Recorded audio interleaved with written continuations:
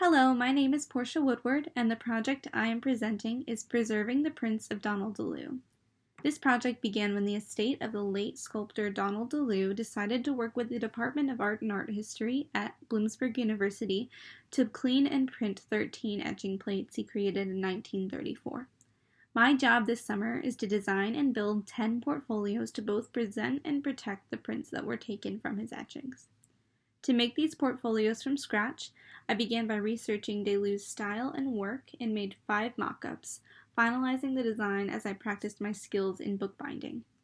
After the last mock-up, I began the process of putting the portfolios together by cutting down all the materials I needed: bookboard to create the cover and spine, book cloth to cover the spine, a decorative paper to cover the outside of the bookboard, ribbon to tie it closed, and a gold marbled paper to cover the inside.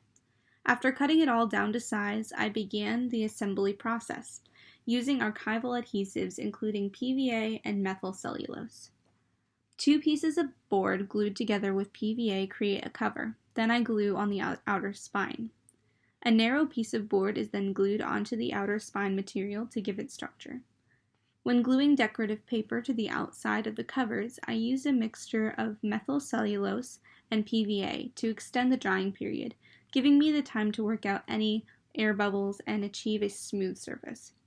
I then cut an angle at the corner of the decorative paper in order to turn in the edges over the board and tuck in the corners. Next, I used an X-Acto blade to cut out spaces from the inside of the cover so that the ribbon doesn't make a bump under the marbled paper. I also cut a slit so that they can be pulled through to the front. The ribbons are then glued in with PVA, followed by the book cloth for the inner spine. For the marbled paper interior, I again use a mix of PVA and methyl cellulose to give myself more time to work. For this project, I also developed a structured corner to hold the prints in securely and keep the edges from getting bent.